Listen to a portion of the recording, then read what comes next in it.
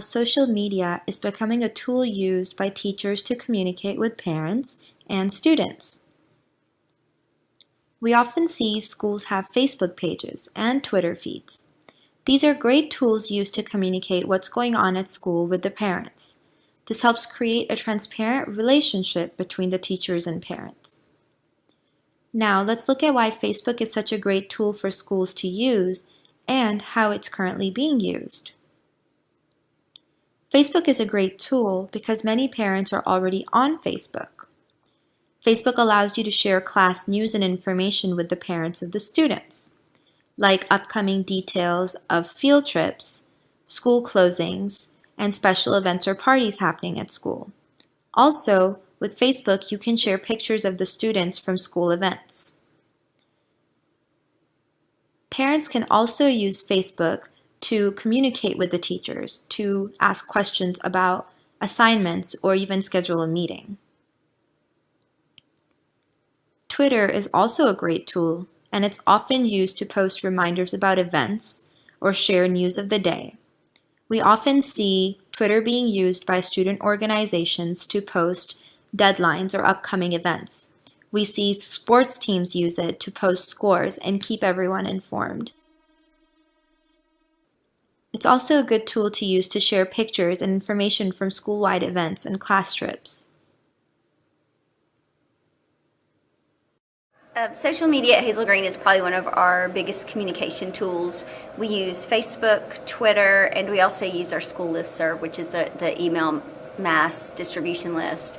I feel like by using all of those together that we can kind of hit all age groups. Facebook kind of gets the moms and the grandmas, and then we've got Twitter as a way to communicate with the kids. So we brag, we make announcements, we use it for everything that we do.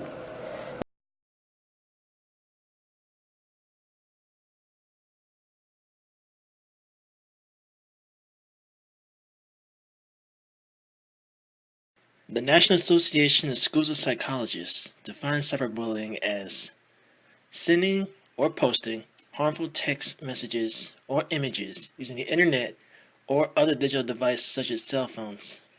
It can occur on a personal website or via email.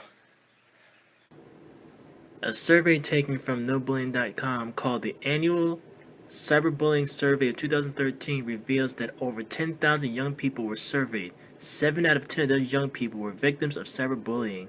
37% of those young people experienced it on a frequent basis. 20% of those young people experienced it on a daily basis. Research has shown that it affects both males and females equally. Cyberbullying happens across all social networks.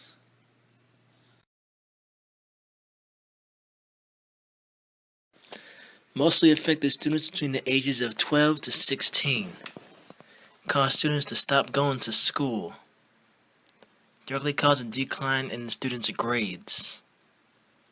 Cause students to feel isolated. Students who are distracted while they're at school. Because students had access to cell phones, they could be affected 24/7. Teachers are in a prime position to turn their students into digital savvy social media users. Do students fully understand that what they're writing is now public record? It can be a deal breaker when potential employers or colleagues find an applicant's negative information online. Companies are sometimes imperceptibly collecting, storing, and using personal information that students are sharing.